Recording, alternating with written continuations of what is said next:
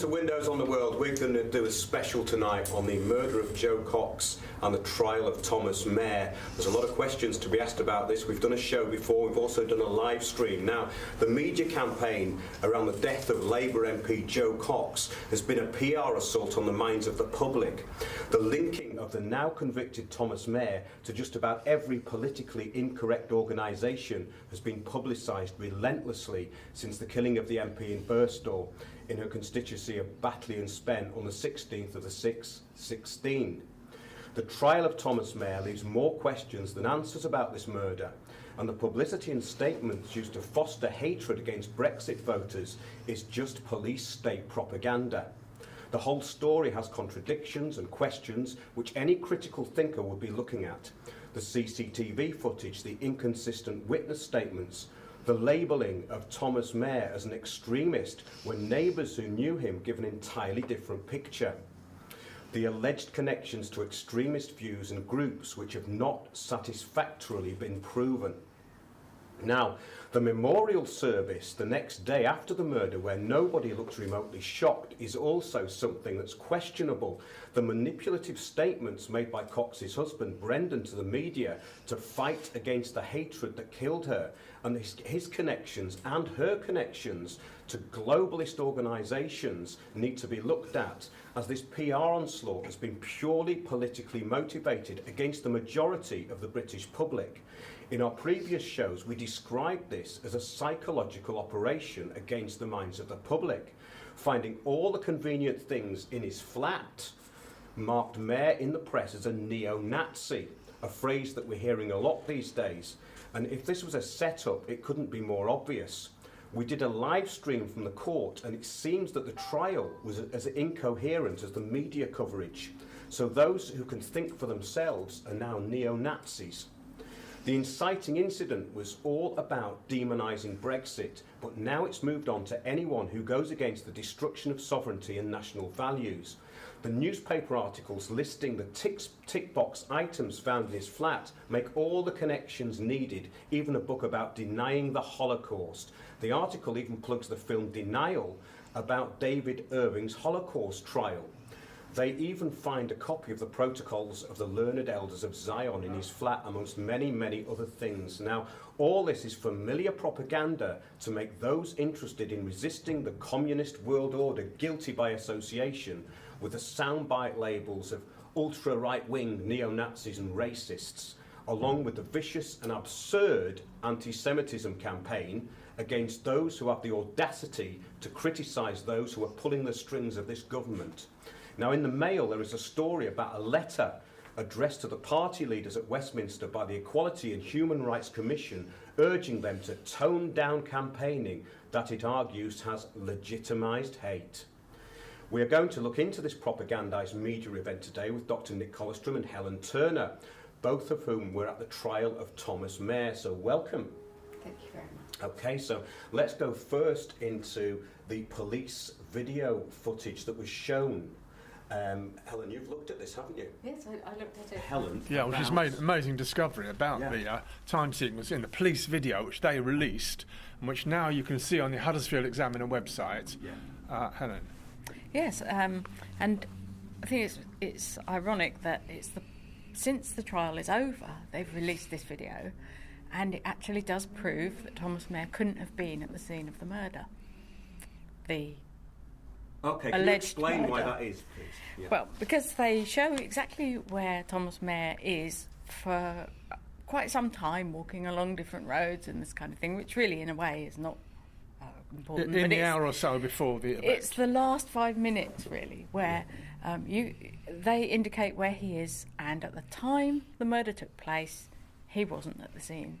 You can see clearly by using Google Street View and satellite images and their measuring thing that he's a good 90 metres away from the scene of the murder and walking calmly, not in a state as if he's just killed someone, just ambling home, really. Yeah. He's quite a purposeful walker. You can recognise his walk. Yeah, so can I just go over that? We've got 12:52 exactly when the assault is said to have taken place at near 1 o'clock on that day, okay? Now, we see a picture about an hour before of a mayor with a white hat. That's a key to recognise him on these videos. And he's carrying a jacket and stuff. It's supposed to be him. Then about 20 seconds before this murder event takes place, you see him in the market square walking towards the library. It's supposed to happen on the steps of the library, okay? So they've put him at a place where 20 seconds later he wouldn't be ready. And let's be crystal clear that if this story happened at all, Mayor would have to have been there at least 5 minutes before, because he doesn't know when the car is going to drive up. We're shown the white Vauxhall Astra car of Jo Cox drive up 1 minute before, at 12:51 minutes. We're shown that driving up the main street towards the library. So that drives up, and then a minute later, she's getting out of the car, and it allegedly takes place. Now, so Thomas Mayor arrives too late, according to the police-owned video. What happens next? It would have had to take at least 5 minutes. All the complicated sequence we're told of getting this funny old gun out, reloading it, getting a knife out, stabbing her 15 times, talking with various people. Bernard Kenny comes over, the taxi driver comes over, the people in the car swing their handbags to try and stop him, the dialogue, all these things the court has told us about what supposedly took place. It has to be something like 5 minute sequence. Not that it's remotely credible, but if it did happen, that's what. So the next video the police show of this guy Thomas Mayor with his white hat, he's casually strolling down the Market Street away from the library, and this is 12:54. Yeah. The nearest minute, that is the time, and he's about 90 metres away from the library. So the police have strung themselves up with this impossible sequence. They haven't given him, he could hardly have been 1 minute at the library to be in those different places at the times the police give us.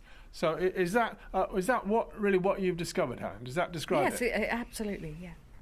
Okay, so people might argue, though, that the time discrepancy is very small and maybe they couldn't have got it exactly right. But you're saying that those timings are from those CCTV cameras, Yes, is that correct? Yes, they are, and they're time-stamped, yeah. and they were used as evidence for the Yeah. prosecution, Yeah. where the defence lawyer, I think, should have spotted it and made it, even if Thomas Mayor wasn't giving any responses, he could have easily said, well, look, this whole trial, this whole prosecution case is null and void because here's the proof. The police gave us the proof that he wasn't there. The other thing I noticed is that the photographs that they've used as evidence on the newspaper website of the CCTV shots should not have been used, in my opinion, in court anyway, because you can't recognise them. You can't recognise him on there. They could be anybody. They're just tiny little stick man, and you can't see his face. I mean, if you can't see someone's face on there, then that's not proof. No, and they've got several stills of Thomas Mayor which they use in their evidence that actually appear to have been taken at a different time because he's wearing different clothes or he looks different. The one who is loitering at around about 12 o'clock, it's 11:52 or something like that, isn't it? An hour before. He's loitering in the library area, but he isn't the same man. I don't believe he's the same man. He has a slightly different colour. He's got a cream cap, and it's outlined in black, which I think was supposed to support the story that he had two caps on. But he's a different man. He's got a big jaw and he's wearing sunglasses. Not in all the shots, is he? But I in think one. we've got to explain to viewers this totally mad theory of wearing two caps. Yes. Yes, that was the idea, wasn't it? Yeah. Because he was arrested with a different colour cap. And with a black cap. Yeah. Yes. Definitely arrested with a black cap. The police said we recognise him. He's got blood stains on a black cap. That is what they said, okay? Which you can't see from a car, can you? Well, okay, but all the pictures we were given at the time of the killer were wearing a white cap, white baseball cap. So they had this problem that their narrative had gone wrong right at the start with these two different caps, and we're told at the beginning of this trial that he was wearing two caps. This is one of the madder aspects of the story. And as he walked along, he went through a woody area and he took off the white cap and threw it into behind a shed or something with his jacket. Didn't he? Yeah. And then he walked on without a jacket with his black cap, and then the police got him. Yes. So that was It's the confusing, two-cap isn't it? story that you were referring to. Yes, that's right, yeah. and that was outlined in court on the first day. Yeah, but coming back to what Mark was saying, that we couldn't easily recognise who it was in these CCTV videos, I mean, what they used was the idea of a guy with a white cap. That's what I noticed throughout all they were showing us at the court. Guy with a white cap and genuine idea of carrying something, a bag or something, or a jacket over his shoulder, or his arm, and that was about all you had to go on. But I think it's very likely that there's about 2 or 3 different people that we've seen in these various different pictures, aren't there? Yes, it looks like it. I think so. Yeah, can we take it back now to what happened outside the library, because there's also inconsistencies here in the witness reports, in that one of the shop owners had said that he never said Britain first or put Britain first. I mean, this was pushed relentlessly as part of the narrative, that he'd gone up there and said that, and it's in every newspaper story. And you've even now got this MP from Belfast, Amber Rudd, saying that Britain First should be banned because it's a terrorist organisation on the back of this hearsay. Now, this is getting out of hand, isn't it? So it's very important that we clear this up, because there's a sign that you've put up on your website, which was shown in the shop window, Nick, that this shop owner has said nobody said Britain first. Can you just we thought that would kill the story, that this ridiculous idea that, well, stabbing Jo Cox to death, he was shouting Britain first, and this alleged witness who owned a cafe, various cafes around, he got so fed up with people asking about this that he put up a notice in his window saying nobody shouted Britain first at any time. Yes. And one thought that had stopped the story, but at the court it was totally, they were totally endorsing that story. All sorts of other funny things he shouted out about Britain will not be whatever, or this one came out a bit later. It was just the Britain first thing. Yeah, they totally ignored the guy denying that he'd said that. That was not mentioned at the court. There was one witness there, Mr. Rothwell, I think his name was, and he was the one very insistent that Britain First had been said. Yes. And he was brought in as the main witness for that, wasn't he? It was actually on several of the news stories. Yeah, and the whole thing is that the damage is done the first day.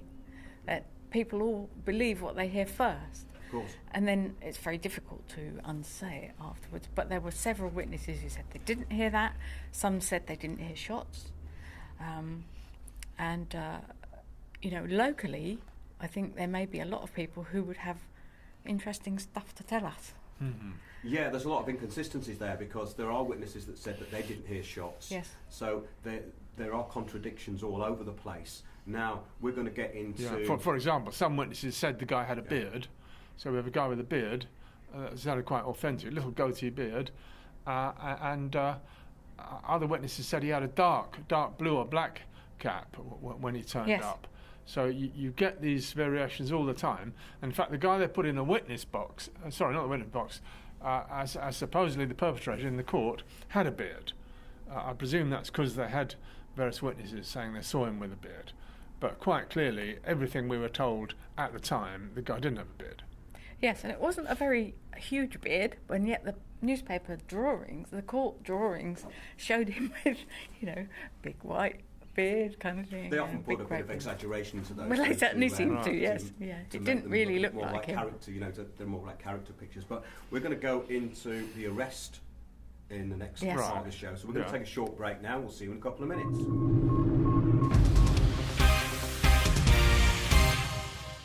Welcome back to Windows on the World. I'm with Dr. Nick Collistrom and Helen Turner. We're talking about the trial of Thomas Mair and the Jo Cox murder. We're now going to go into the arrest of Thomas Mair and the footage that was shown. So welcome back. Thank you. So first, Nick, have you got anything to say about this footage? At 1:33, the police, apparently 2 of them, described how in court how they were driving along, they saw this guy, they reckon it must be him, and they shouted at him.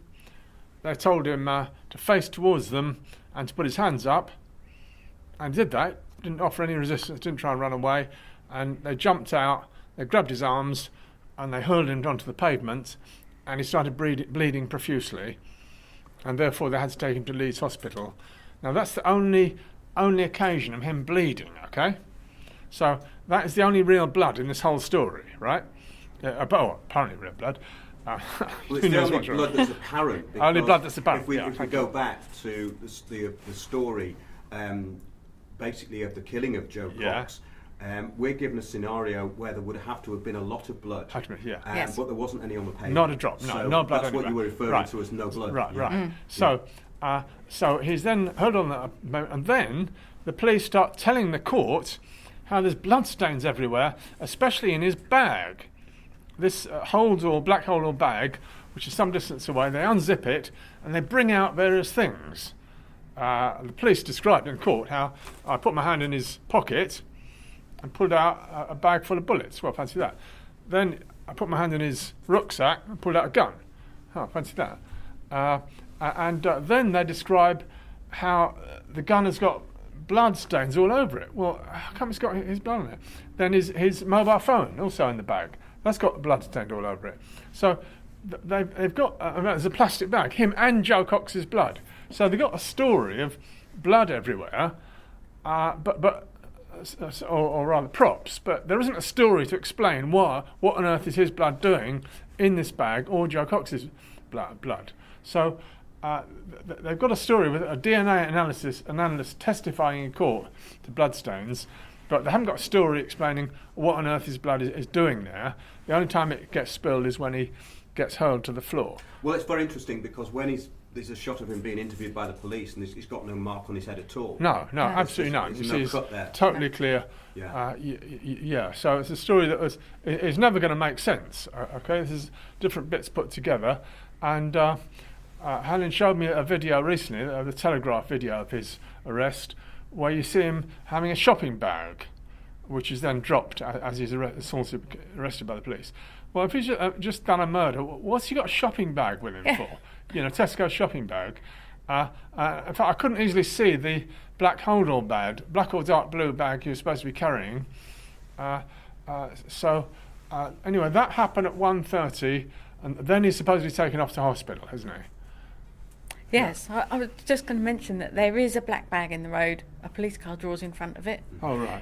There is one. But he has got this shopping and, did he do that on the way home? Did he do it just before and carry it? There's some other things about the video I wanted to bring up. Now, what happened is we've got an eyewitness from an upstairs window. Yeah. Now, this eyewitness was presumably never revealed in court. No, we don't know who that was. We've got this camera phone footage, which is the only footage we're shown of the arrest. And it's brutal. The arrest is brutal. Well, where it actually comes in is the camera is panning towards the police with there's 3 or 4 police cars turn up. Yes. He's in the road. They turn up very suddenly, within about half a minute.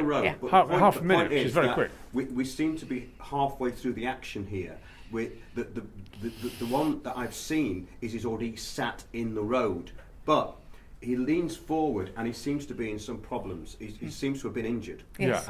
Now, when they pick him up, it looks as though his right ankle has been broken. Yeah, it does. Because it looks very, very odd. Yeah, it does. In fact, it doesn't really look like a real foot unless it's broken. It's broken. It's been broken. Yeah.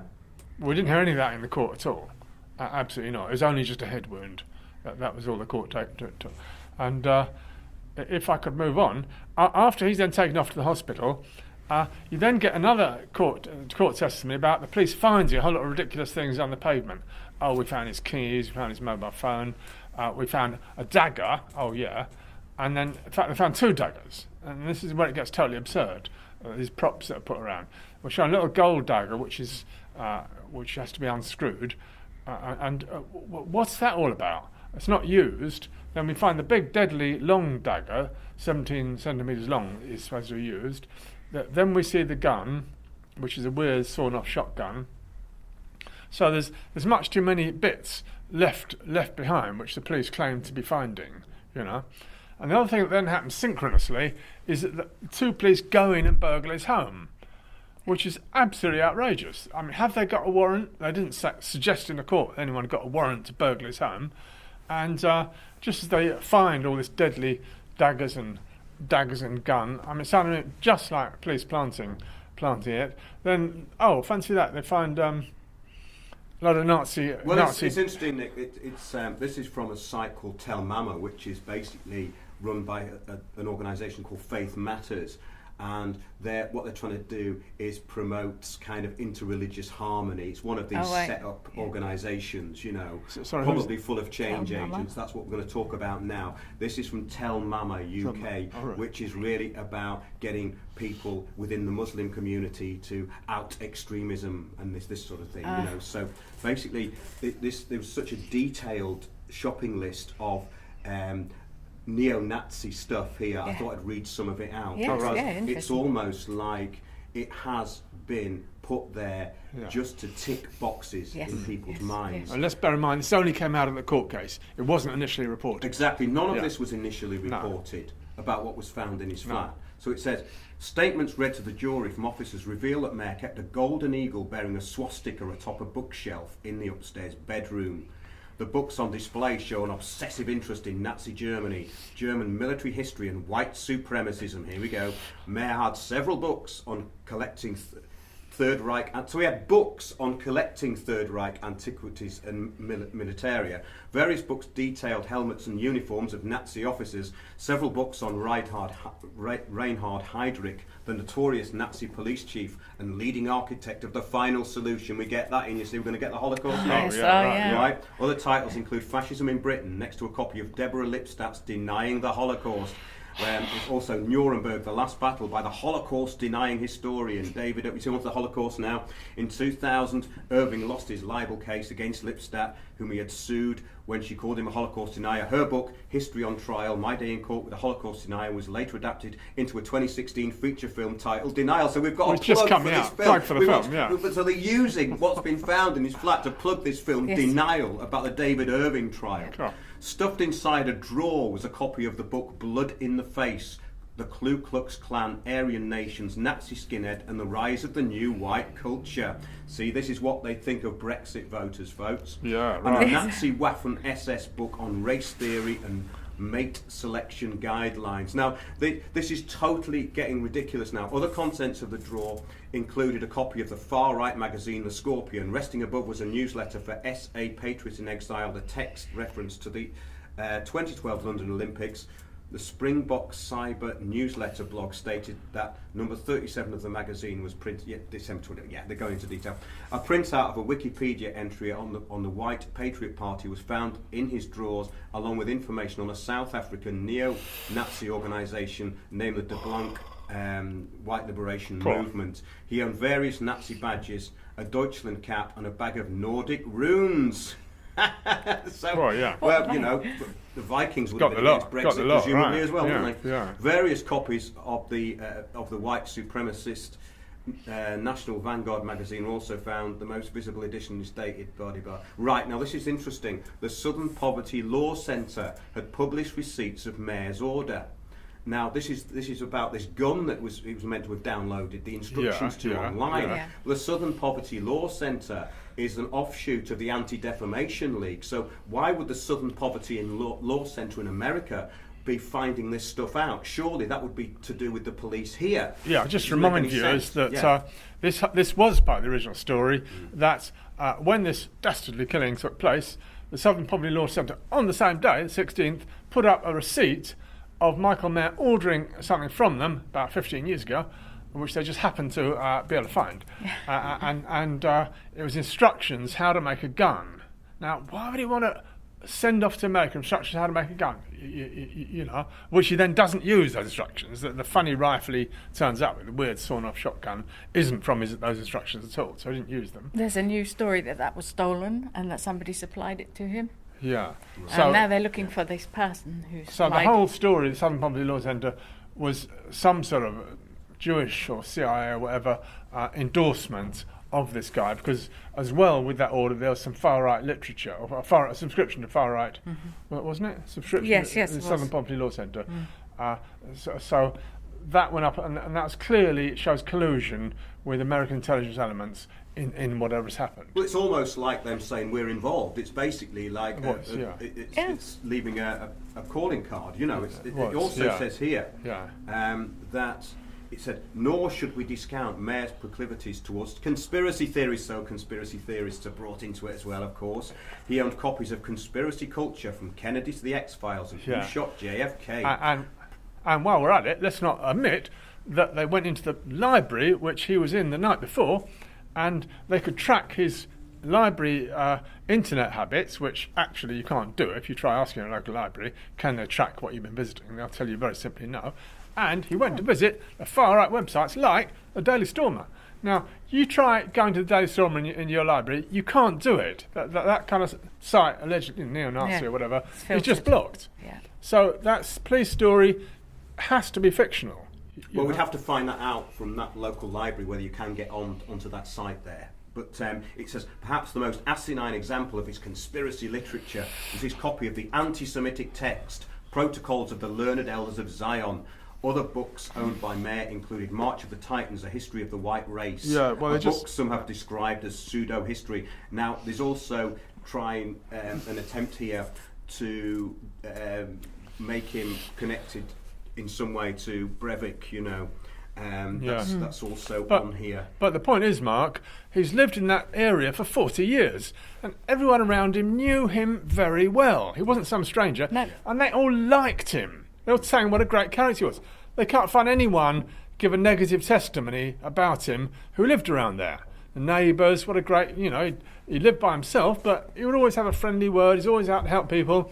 His brothers, got 2 brothers, said never had any interest in politics, never heard him discuss the EU, didn't know he'd got any interest in politics. So we've got clear testimony, and even after he was accused in court, there was a neighbour prepared to go online and defend his character and say what a great, sound fellow he was. Several, yeah.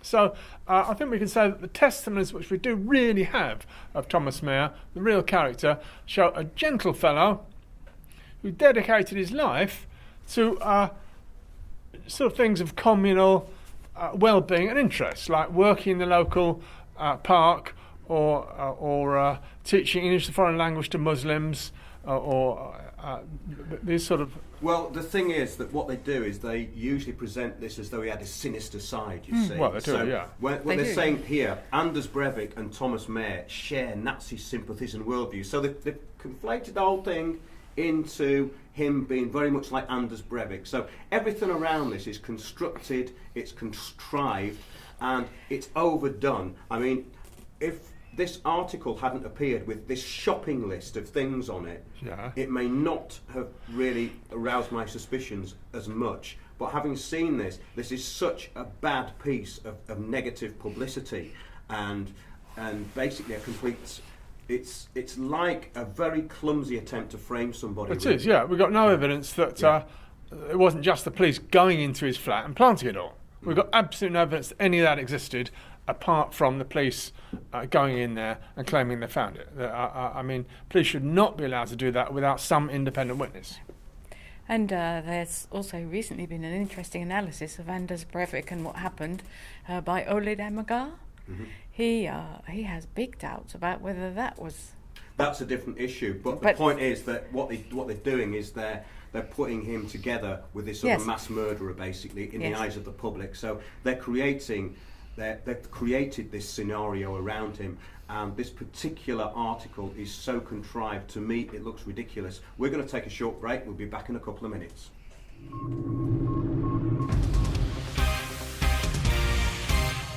Welcome back to Windows on the World. We're talking about the murder of Jo Cox and the trial of Thomas Mayer. Now we're going to go on to the memorial that was held the day after the murder, the appearances by Brendan Cox, the husband, and also the connections of both of these people, Jo and Brendan Cox, to globalist organisations. So welcome back. Okay, so let's go into this memorial first, Nick, because you had quite a bit to say about that, and most people, when they saw it, were a little confused because the family looked completely happy on it, and they don't look in shock at all. Very troubling. Absolutely, yeah. Well, what did Brendan do right away? A few hours after, he posted up a picture of Jo Cox next to their barge, looking, smiling and happy, which is a bit odd if she'd just been brutally murdered. And then what's the next thing he does?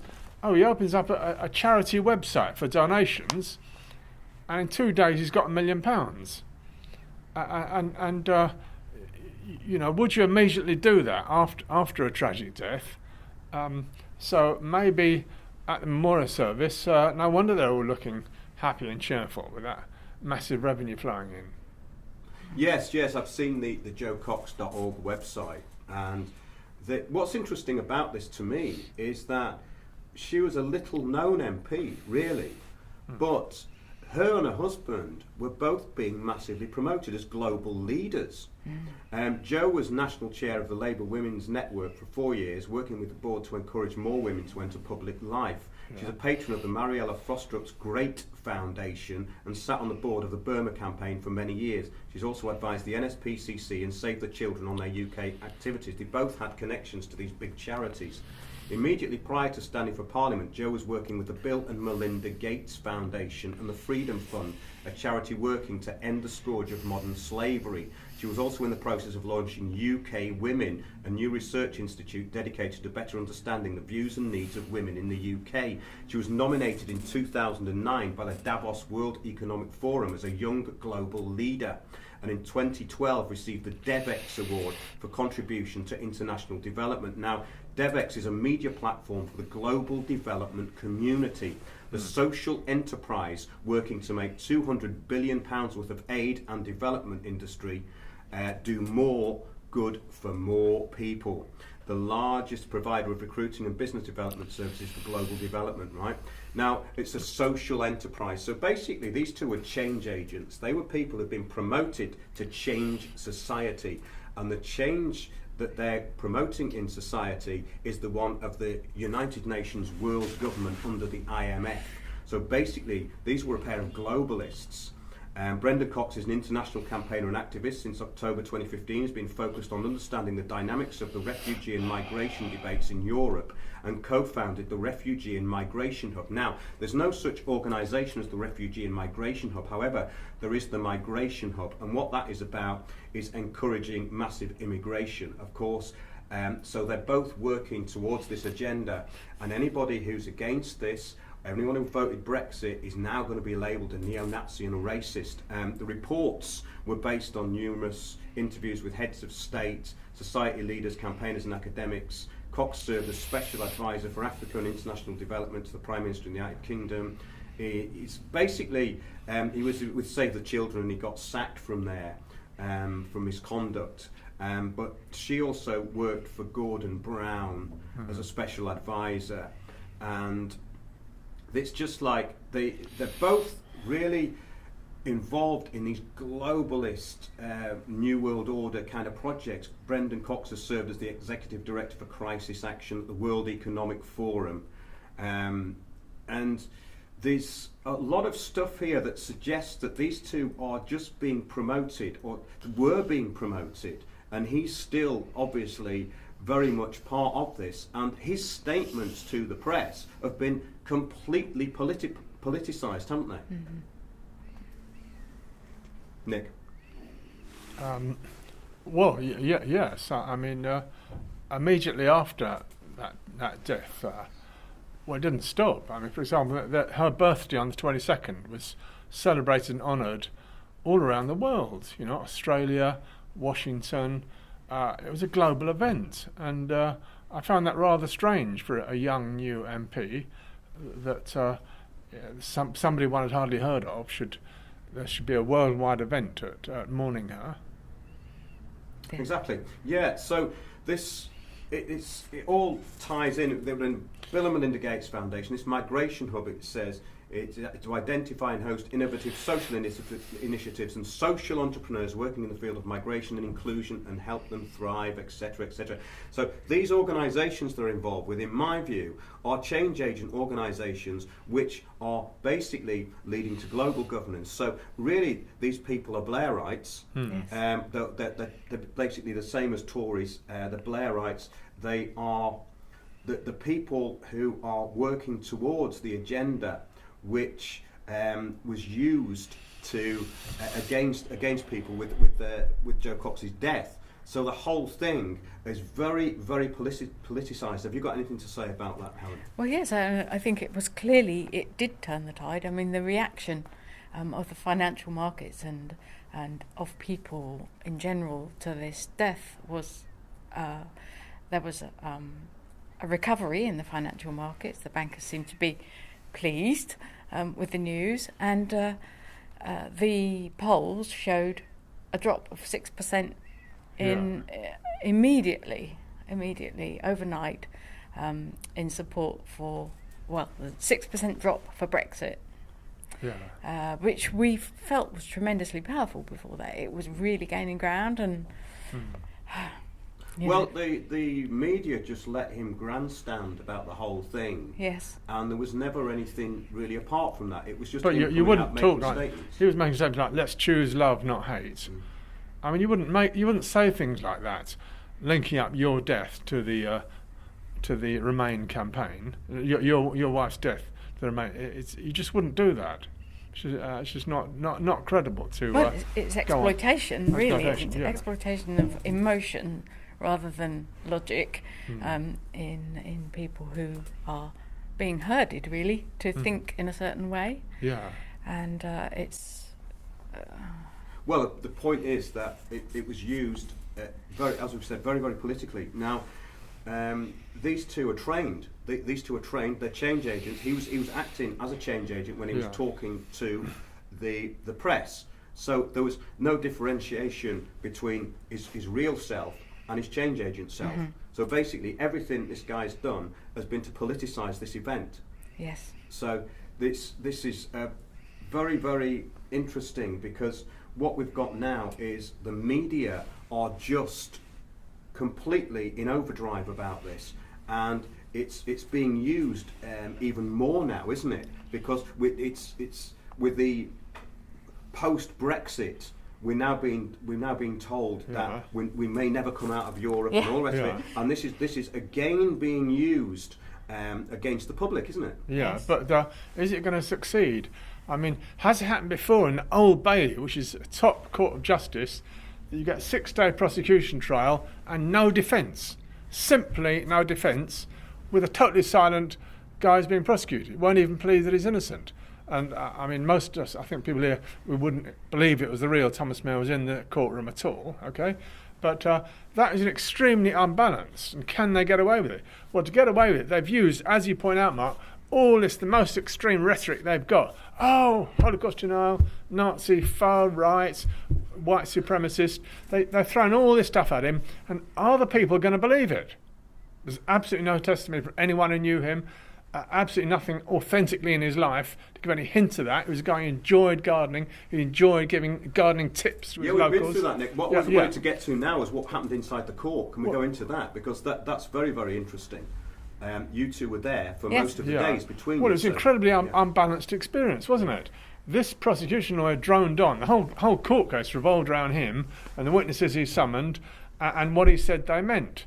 So he articulated this whole case, and the defence guy, well, I don't know why he bothered to turn up. No, I don't know what he was doing there, really, apart from earning a cheque. Just wearing a wig and earning a huge amount. And echoing, right at the end, he just echoed what the prosecution lawyer had said, telling the jury. The jury were totally manipulated.